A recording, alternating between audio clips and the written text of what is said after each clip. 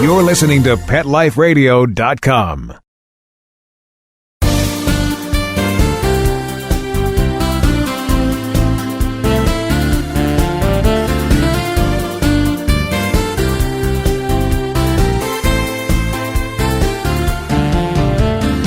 Welcome to Be Humane. I'm your host, Dr. Robin Gansert. So glad you could join us today. It's been a busy few weeks here at American Humane Association, and I'm here to catch you up on the latest in the animal welfare world. June marks the start of our annual Adopt a Cat Month, where we encourage any prospective cat parents to adopt their new kitty friend from a shelter or foster group.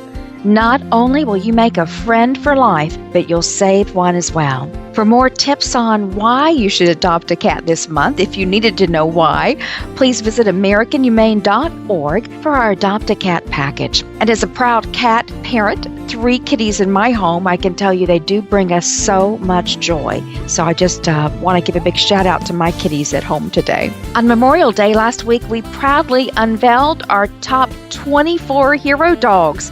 Yes, we're through the first round, and our top 24 hero dogs are all competing in the semifinals of the 2015 Hero Dog Awards. We now have the top 3 vote getters from round 1 in each of our 8 categories, all vying for the title of the 2015 American Hero Dog. And I have to tell you, friends, the voting has been so tight this year. So many votes cast in the first hours of this campaign broke all records. So get out there and vote for your favorite in the top 24 dogs. 3 vote getters from each category now available, waiting for your vote. Visit HeroDogAwards.org every day between now and June 26th to vote for 1 dog per day. All of these dogs are really heroes with amazing stories to tell. So feel free to vote for a different dog each day if you like, or champion one, and give that dog all of your votes between now and the 26th. We'll unveil our top 8 category finalists competing to be named the American Hero Dog on the most American of holidays, July 4th. Yes, on July 4th, as we celebrate Independence Day, the top 8 category finalists will be official. All 8 of those wonderful finalists will fly to Los Angeles to take part in the star-studded 2015 American Humane Association Hero Dog Awards Gala on September 19th, sponsored by the Lois Pope Life Foundation and taped for broadcast on Hallmark Channel later this fall. One final tidbit, June 1 marks the start of the Atlantic hurricane season. Yes, friends, we're already in hurricane season, which stretches out until November 30th. Make sure your family and your pets are prepared by checking out our American Humane Association's life-saving tips at americanhumane.org/hurricane. Well, I said it's been a busy few weeks here at American Humane Association, and on today's show, you'll find out why. Our famed Red Star Rescue Team has just taken part in a cross-country transport of more than 200 cats and dogs, going up and down the eastern seaboard from Virginia to New York to Alabama and finally to Florida. My 2 guests today played big roles in the transport effort. Up first, we have Debi Boies, the co-founder of Pilots N Paws, where a convoy of 10 planes, yes, friends, 10 airplanes, took part in the Alabama-Florida transport, all flown by volunteer Pilots N Paws pilots. And Debi was there to coordinate everything. Following her is Paul Raybould, American Humane's Chief Innovation Officer. He was there for every part of the transport and will share tales from the road and the air. But let me tell you a little bit more about this rescue effort. For some 150 to 200 dogs and a handful of cats in Virginia and Alabama, a second chance at life was just a road trip or a flight away. From May 26th to May 30th, the American Humane Association worked and filmed 2 dramatic transports involving North Shore Animal League America, Pilots N Paws, celebrity animal advocate Beth Stern, philanthropist Lois Pope, and so many other heroic volunteers to save some of the, did you know this, friends? There are 3 to 4 million animals relinquished to shelters who are euthanized each year. On the morning of Tuesday, May 26th, one of our American Humane Association's 2 50-foot Lois Pope Red Star rescue vehicles joined those of North Shore Animal League Americas at the Martinsville, Virginia SPCA, where 80 to 100 dogs were loaded into the trucks driven to the North Shore shelter on Long Island. Those dogs traveled in kennels generously donated by the Petco Foundation, who also donated food and water bowls and blankets for those dogs, helping to make their journey as comfortable as possible. Upon arrival in New York, they were greeted by Beth Stern, who works with both American Humane Association and North Shore Animal League America. North Shore's veterinary team was there as well, treating the dogs and providing any necessary vaccinations so they could be soon placed in forever loving homes. Just a few days later, on the morning of May 30th, the same Lois Pope Red Star rescue vehicles traveled to Greenville, Alabama. Little tiny Greenville, Alabama, which serves the catalyst for so much hope and so much compassion. We loaded up another 100 dogs and cats and been living in local shelters and with foster families. And though that truck took them to the Mack Crenshaw Memorial Airport, where a fleet of 10 private airplanes flown by Pilots N Paws volunteer pilots met them and took the dogs to foster families and rescue groups throughout South Florida. American Humane Association, with honor and with pride, paid for those vaccinations and those health certificates prior to those flights. And several of those planes carrying those dogs made their way to North Palm Beach, where they were greeted by our wonderful friend and a second Lois Pope Red Star rescue vehicle, and Beth Stern and philanthropist Lois Pope herself. Lois Pope, an angel for animals, has funded those vehicles in the National Red Star Fleet, and she will take special delivery very soon of one beautiful kitten that Beth Stern is fostering at this very moment. Beth was so gracious. She opened up her heart and home to a mother cat and 5 kittens, and she's going to foster them. And then, of course, one of those little precious kittens will go home with Lois. You know, American Humane Association Red Star volunteers and staffers were at the airport to make sure those remaining dogs were placed safely with the local Palm Beach humanitarian group, a Second Chance Puppies and Kittens Rescue, which will find them forever loving homes. You know, this entire massive project was filmed, actually, and will be shown nationally during our Hero Dog Awards to help provide education and to shine a light on the situation that so many animals face. And, of course, we are so grateful to animal advocate, actress, and American Humane's Hero Dog Awards co-host Beth Stern, who is going to serve as a spokesperson for this educational film. For almost 100 years, our Red Star Rescue Team has helped rescue and care for animals in difficult situations, and we are so honored to help take part and to tell this story so that it will inspire so many others to help our rescue groups and our shelters in our hometown communities. Our deepest thanks goes out to everyone who made this educational and life-saving and life-affirming effort possible. Our friends at North Shore Animal League America, the Petco Foundation, a Second Chance Puppies and Kittens Rescue, Beth Stern, and of course our dearest friend, our angel for animals, Lois Pope, who's really helped us to give a second chance to thousands of animals over the years through her generous support of our Red Star Rescue Team effort. You know, Lois shared with me, she said, "Robin, dogs have always occupied a special place in my heart. And when I learned about the situation in Martinsville and Greenville, I knew we had to do something. This project is extra special to me as I will get to welcome with open arms a new kitty to join me and my family. And I hope it will inspire others to adopt more of millions of animals into homes where they can experience love and the lives they deserve." Thank you, Lois, for opening up your home to a special kitty during Adopt a Cat Month this June. To follow the progress of this effort and to see pictures from the road and the sky, visit our Facebook page at facebook.com/American Humane and follow us on Twitter at American Humane. Again, friends, what a very special episode this week is as we celebrate the life-affirming and really life-saving work. We'll be right back with more of this dramatic transport next on Be Humane on Pet Life Radio. We'll be right back right after these messages. Stay tuned.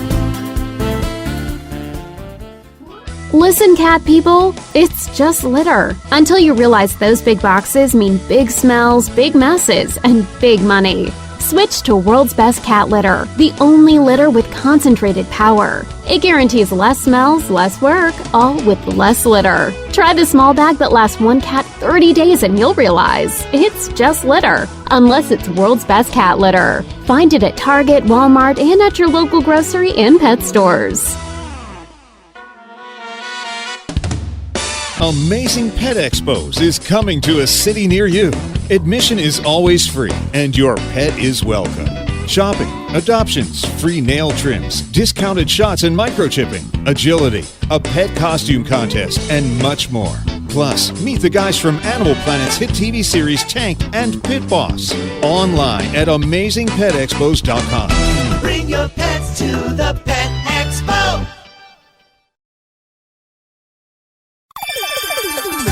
Let's Talk Pets on PetLifeRadio.com.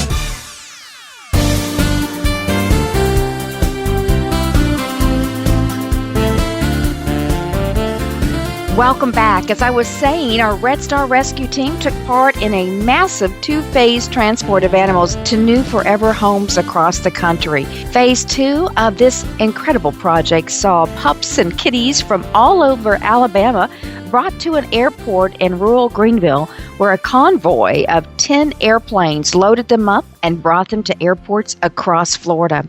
These planes were flown by private pilots in their own personal planes, who did so much incredible work last week as part of a wonderful program and a wonderful group called Pilots N Paws. We have one of the co-founders of Pilots N Paws on the phone right now, Debi Boies, who was there in Alabama to help coordinate this massive airlift of hope and compassion. Debi, how are you?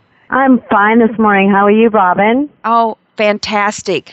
You know, Great. Debi, so proud to know you because I've heard so much about your group over the years, and to get to learn more about Pilots N Paws was just an exciting adventure for American Humane last week. Can you take us back to what it was like to be in Alabama on Saturday morning? I would be happy to, and I so wish, as I stated earlier, that you could have been with us. It was an incredible experience. I've often heard it described as life-changing, and I know for me, even though I've been to several of these events, it's still life-changing for me. When you're at the airport and you're watching each of our volunteer pilots roll in one by one and landing, and you know the reason that they're there is to save lives and make a flight save a life, as we usually say. Mm-hmm. And then the American Humane Lois Pope Red Star Band came in, and you know that just added to the drama, and it was just a wonderful view to look out on the tarmac and see 10 aircraft waiting, American Humane Association's Red Star Disaster Team van, and all the people just sitting at the FBO just waiting for the animals to roll in on Saturday morning. Wow. It was an incredible sight. Well, I heard from all of our colleagues that this was indeed life-changing and life-affirming as well, which yes. I think is so wonderful. You know, these stories, we hear so much of the negative in the news today, so it's so wonderful to be able to celebrate a story like this. Can you tell us how this transport compared to some of the others that Pilots N Paws have done? Yes, this transport that happened in Alabama, it's such a high area of need. There's overcrowding, overpopulation, as we both know, all over the country. But there are hot spots, I refer to them as, that are typically areas where it's really high, the rates of euthanasia. If people don't go in there and assist and transport these animals out to different locations where they can find adoptive homes, they're surely going to die. And so knowing that, when you go into an event like this one in particular, in an area that is such a high kill area, it's just life affirming, mm-hmm. and it's goodwill. It shows the compassion and the best of humanity working together. When our pilots land and then your team arrives and we all, you know, are headed towards the same mission, it's very difficult to put into words. It's such a visual effect that comes over you, and it's extremely emotional. You know, that's what I heard, lots of joy and yet tears as well. How did you pick tiny Greenville, Alabama as the airport of choice for all of your pilots? Greenville, Alabama. It is tiny. But, you know, the people there are always warm and accommodating, and all they want to do is help. That's all they want to do is help. And our pilots have actually developed a relationship with a group of sending and receiving organizations, and quite frequently, many of our Florida pilots will head to that area. So it was an area that we knew that we already had well established as far as transporting goes, and we knew that the people were willing to work and be organized. As you can imagine, it takes a lot of coordination and a lot of planning ahead of time.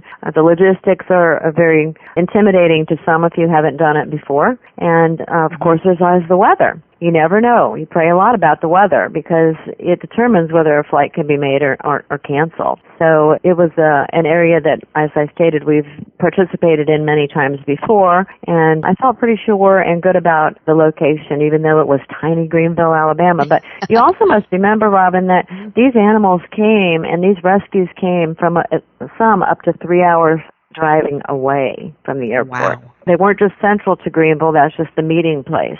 So That's they were really up in the wee hours of the morning to make it there in time for their flight. And to save these animals' lives, which is wonderful. Great Yes. story. You know, I understand there were more than 100 dogs and 6 cats as part of this Yes. rescue. How do you divide up the animals in the planes? Do the pilots pick the ones they want to carry? Or is the groundwork really laid with the local foster groups who pick up the animals they receive? How do you make this all work and the magic that happened? Yeah, the logistics, like I said, is complicated. Small aircraft are very limited and very varied in size. So some can take more, some can take less. Weight and balance is extremely important when you're talking about loading aircraft. So we have some really good pilots. Jeff Bennett, in particular, was my pilot coordinator on this particular transport. And we reach out to the pilots, find out what kind of aircraft they have, what kind of weight load they can carry. The rescues and sending parties in Alabama have other rescues and receivers that they work with. They send out lists of photos and weights and sizes and types of animals, and everyone chooses basically what they feel they can adopt out and find homes for, so they aren't being transported and just sitting somewhere for months. You know, they either have applications approved on file or they will work towards finding that, getting the vetting that's needed. So it's very much a group effort, and once the determination is made as to which animals are going, then we get together on the pilot side, decide how many crates will fit in a particular type of plane, how much weight they can carry, and we start the weight distribution and the assignments, the doggy assignments and kitty assignments and potbelly pig assignments, or whoever happens to be going on the planes that day. Because it seems as though we've done them all, including a dolphin. So. Oh, my goodness. I love it. I love it. Yeah. Debbie, are you a pilot yourself? I am not. An interesting fact about me is that I was afraid to fly my entire life. Wow. So people find it somewhat comical that, you know, I'm the founder of Pilots N Paws, but yet always had this fear of flying. But I am happy to state that I have overcome this fear of flying through the Pilots N Paws network. I've flown with several of our small plane pilots. And, you know, for me, Robin, I would look at the animals that were going on the same aircraft that I was traveling on, and I think to myself what they'd been through and, you know, how frightened they might be. And it just gave me that boost. It might sound, you know, a little Pollyanna, but really they're the ones who encouraged me to fly. I think that's incredible. That's an incredible story, because one would think that you were a pilot out there flying fearlessly for all those years, and this was just a natural extension of your work. So I love that. Well, I've been in rescue work all my life, so I was actually the other side of it. I knew the rescue portion of Pilots N Paws, and my original co-founder, who's since retired and sold his aircraft after 30-some years of flying, he knew the pilot side. So working together is why our organization developed. That's wonderful. What does it take for a pilot? If there's any pilots listening in, learning about this organization for the first time, what does it take for them to do one of these special life-saving flights? How would they get a hold of you, and what would they need to be prepared for? Well, it's very easy. We prefer that the pilots be in charge. They're the only ones who know when they can fly, what time of the week they can fly, if they have the funds to fly. The FAA does not allow our pilots to be reimbursed as general aviation pilots for their flights. So through our partner Subaru and PetMate, we give them the supplies that they need to make these flights, and they can also claim their flight as a tax deduction through our 501c3. Basically, all they need is a current and active pilot's license. It is not the same as flying humans. There's stricter requirements, but if they're a licensed pilot and they want to volunteer, they need to fly so many hours anyway in order to maintain their license. This is a great way to build their hours, make a difference in their own communities and in lives, people and animals, including military working dogs and so forth. So it's very easy. They just go to pilotsanpaws.org, click on the join and choose the pilot option and follow the process. That's fantastic. That's wonderful. Did you know, I know you know this, June's Adopt a Cat Month. So Yes. think about all those kitty lives you're helping to save with these flights involving cats this month. Any we special? did. Mm-hmm. Yeah, tell us about that. Well, cats are, we get this question quite frequently because dogs are primarily the animals that our pilots fly most of the time as far as pictures are concerned. But they do fly a lot of cats. It's just difficult to take the good photos of the cats and post those particular transports. And as we both know, unfortunately, the overpopulation of cats far exceeds the overpopulation of dogs.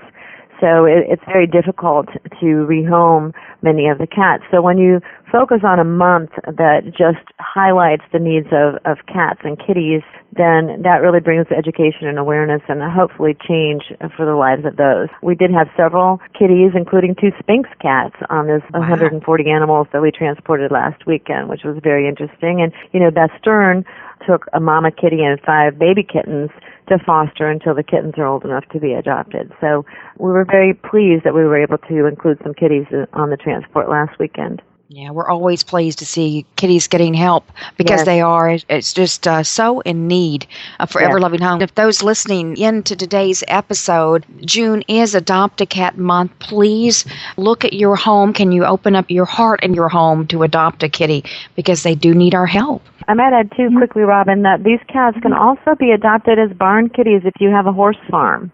I've adopted several for my horse barn, actually. And, many of the cats that may not be suitable, particularly for a house cat, can be very well cared for and really help you out in your barn as well. I think that's wonderful. For those that have barns, great idea.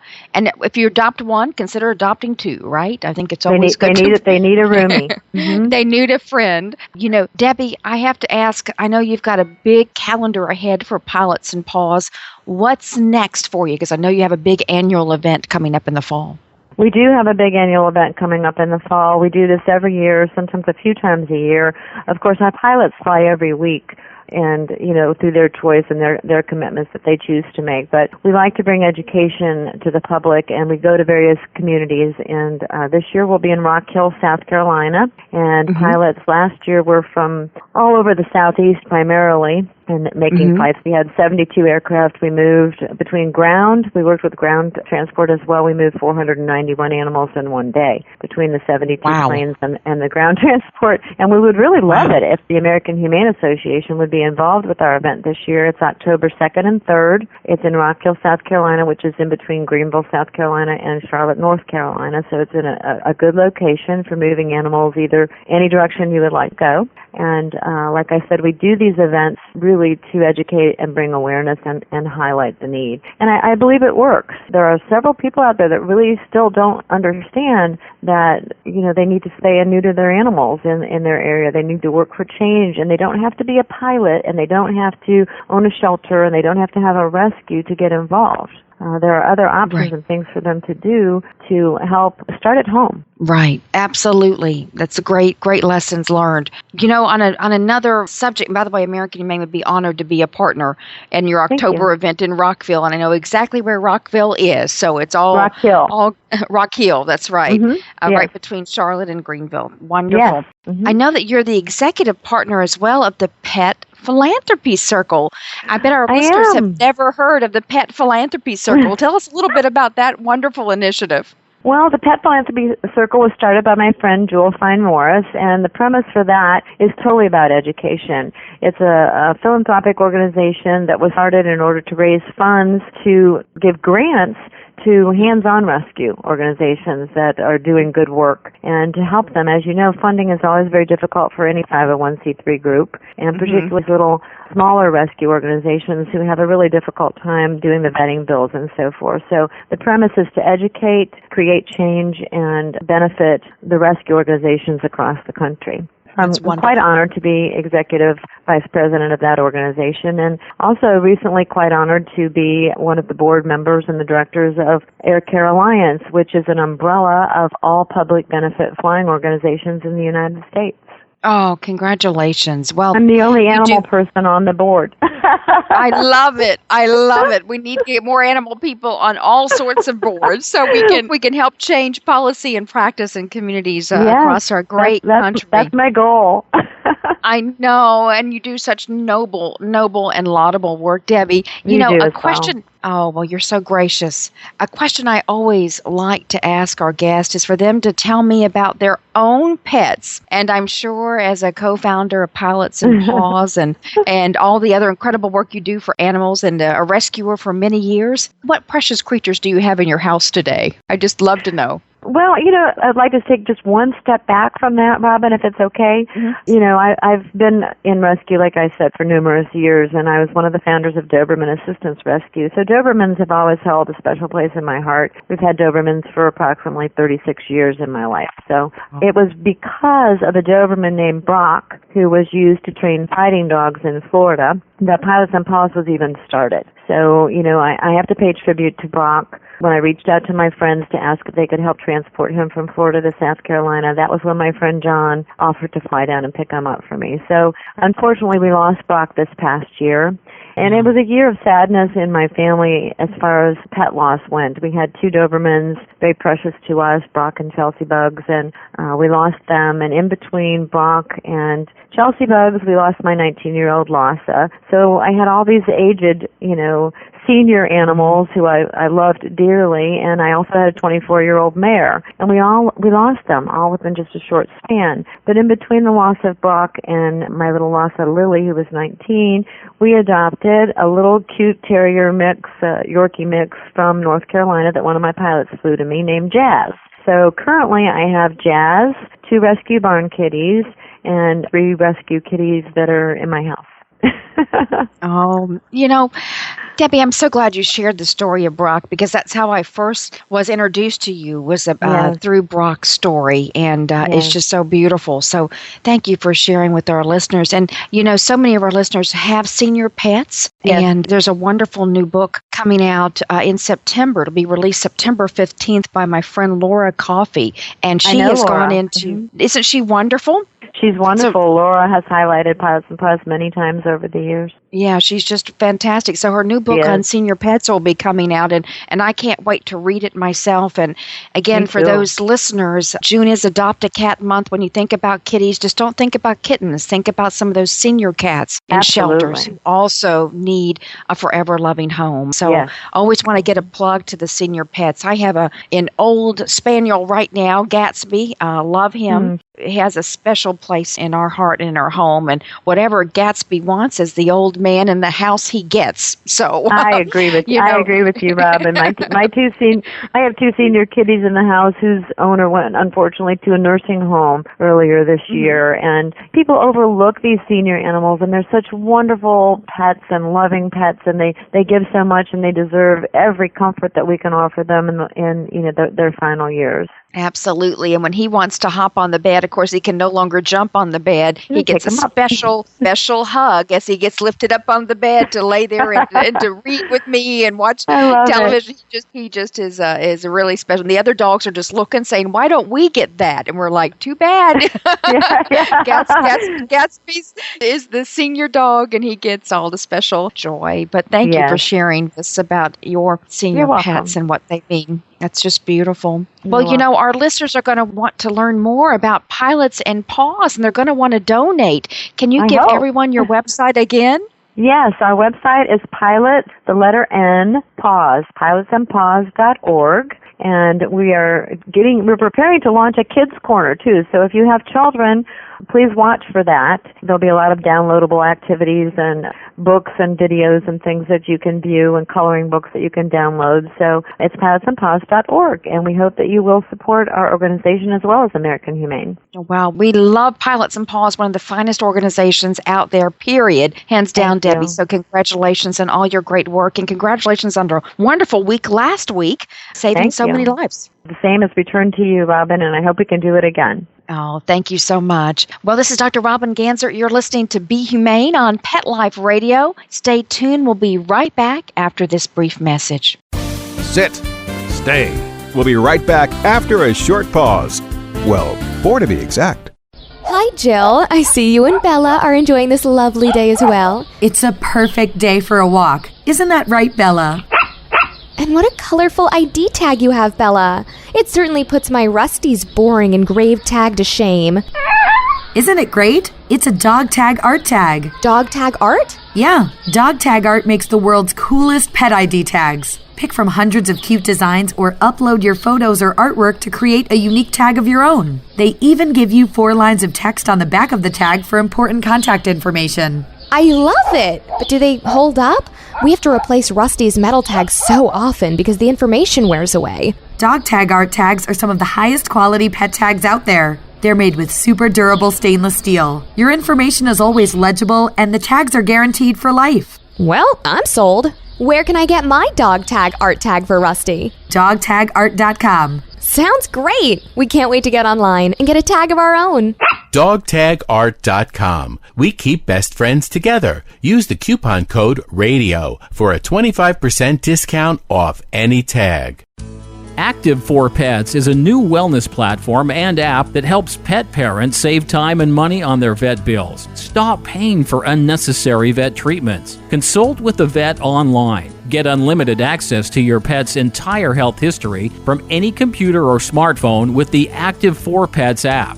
Vaccinations, medications, test results, and more. Active for Pets gives you access to a team of expert vets for non-emergency care. Make an appointment before, during, or after office hours. Skip the waiting room and get a secure online vet consult on your schedule. Taking care of your pets is as easy as it gets with Active for Pets.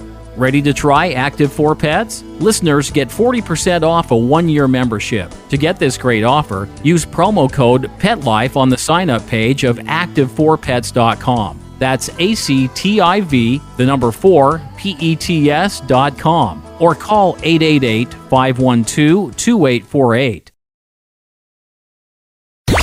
Let's talk pets Let's talk pets on Pet Life Radio. Pet Life Radio. PetLifeRadio.com.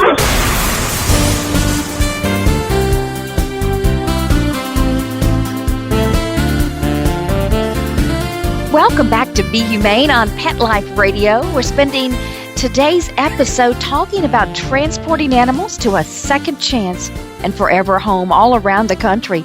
We've got plenty of photos of this dramatic two-phase transport up on the American Humane Association's Facebook page, so you can actually see what it was like in Virginia, New York, Alabama, and Florida. What a massive effort to save lives of animals. And now we're on the phone with someone who was there in all 4 states and everywhere in between, American Humane Association's own Chief Innovation Officer, Paul Raybould. Paul, how are you today? Doing great, Robin. Thank you. How are you? Oh, well, good. Well, Paul, I have to tell you, this was a mighty exciting effort on behalf of American Humane Association. I know you were the leader to make sure it all happened.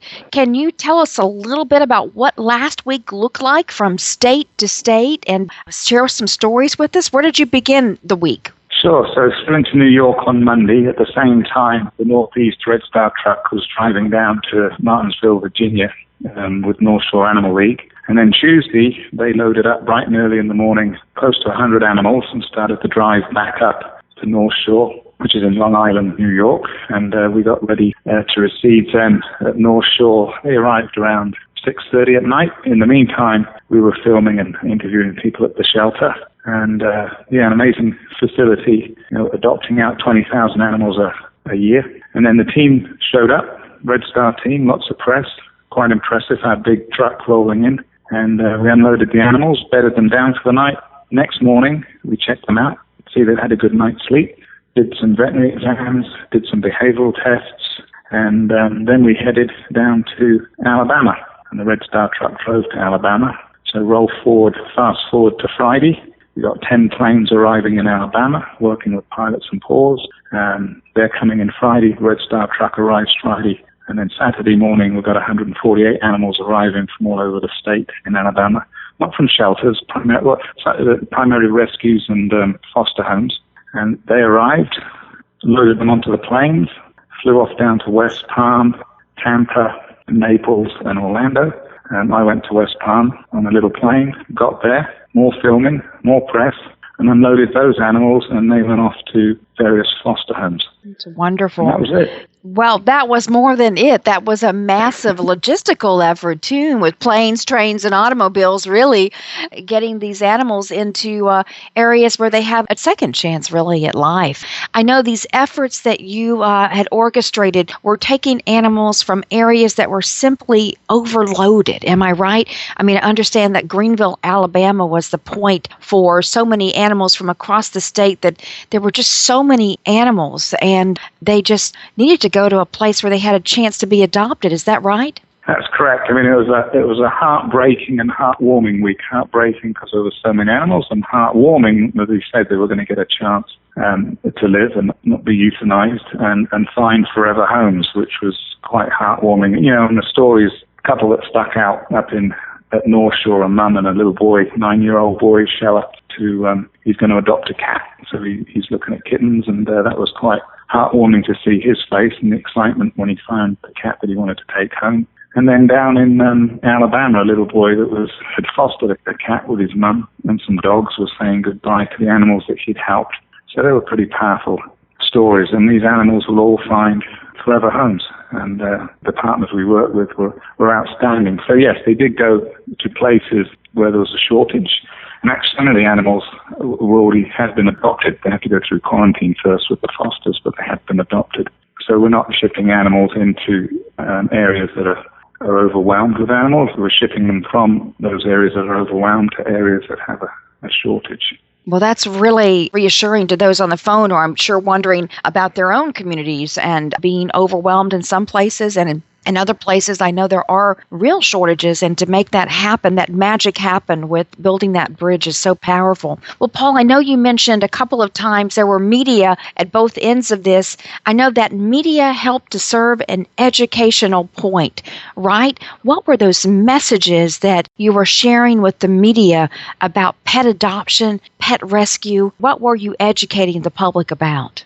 Well, we were educating them about Red Star, American Humane Association. That was the first thing we were educating them about, and why we were there and what Red Star is all about.